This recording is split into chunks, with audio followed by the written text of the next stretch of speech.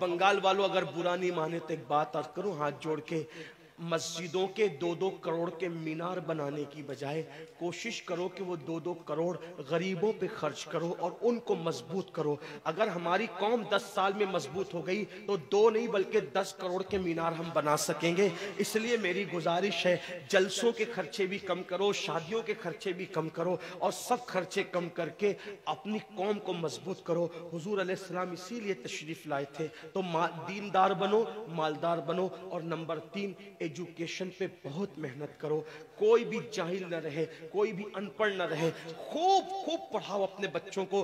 10वीं 12वीं तक कभी मत रुकना, बल्कि अपने बच्चों को आईएएस बनाओ, आईपीएस बनाओ, डॉक्टर बनाओ, इंजीनियर बनाओ। डॉक्टर भी बीओएमएस वाला मत बनाओ, बल्कि एमडी और आला से आला डिग्री दिलाओ। अब आप कहेंगे मौलाना पैसे नहीं है, मैं आपसे कहता हूं हर साल ईद पे नया कपड़ा ना बनाना पड़े, ना बनाओ, धुले हुए कपड़ों पे ईद कर लो, लेकिन अपने बच्चों की तालीम पे खर्चा करो। इसी तरीके से किसी और जगह पर पैसे लगाने की बजाय 10 साल अगर इन 3 निकात पर आपने मेहनत कर दी, दीनदार बनो, मालदार बनो और एजुकेशन को आम करो, हर बंदे को पढ़ा लिखा बनाओ। आप कहेंगे मौलाना नौकरी नहीं मिलती, मैं कहता हूं हम नौकरी के लिए नहीं पढ़ते, हम अच्छा इंसान बनने के लिए पढ़ते हैं। इसलिए कि पढ़े लिखे की तिजारत में अनपढ़ की तिजारत में फर्क है, पढ़े लिखे की गुफ्तगू में अनपढ़ की गुफ्तगू में फर्क है, पढ़े लिखे के उठने बैठने में अनपढ़ के उठने बैठने में फर्क है। देखो आप, ये नहीं कहता हूं कि आप सब अनपढ़ हो, लेकिन एक बात आपसे कहता हूं, महफिल में पढ़े लिखों का अंदाज और होता है,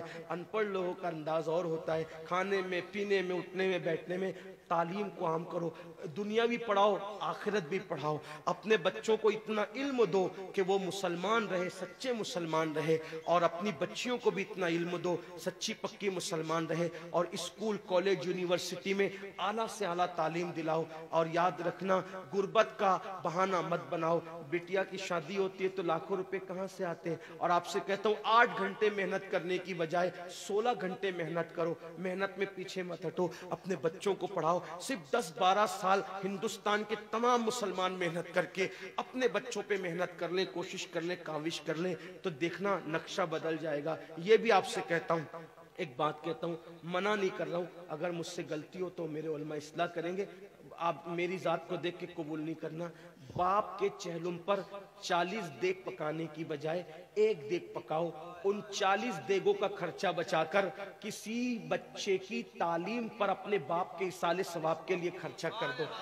पीर साहब के मजार पर 1 लाख की चादर ला के डालने की बजाय 100 रुपए की चादर डाल दो, बाकी के पैसे बचाकर गरीबों की तालीम पे खर्चा कर दो। पीर साहब के इसाले सवाब के लिए वो उस 1 लाख की चादर से जितना खुश होंगे, वो 100 रुपए की चादर से भी उससे ज्यादा खुश होंगे, क्योंकि आपने किसी को उठा दिया, किसी को आपने तरक्की पे ले गए। एक बात कहता हूँ, मेरा पीर जन्नती है तो मेरे पीर को मेरी 1 लाख की चादर से क्या गरज, उसको तो जन्नत में उससे बेहतर लिबास मिल चुका है, उसको तो 1 लाख का उससे बेहतर लिबास मिल चुका है। तो ये बातें तल्ख लगे माफ करना, लेकिन आपसे एक बात कहता हूं, रसूमात से निकलो, हकीकतों की तरफ आओ, रसूमात से निकलो, सच्चाइयों की तरफ आओ। एक दूसरे को गिराने की कोशिश मत करो, एक दूसरे को उठाने की कोशिश करो। आपस के झगड़े खत्म करो। तेरा सिलसिला बड़ा, मेरा सिलसिला बड़ा, तेरी बिरादरी बड़ी, मेरी बिरादरी बड़ी, तेरा पीर बड़ा, मेरा पीर बड़ा।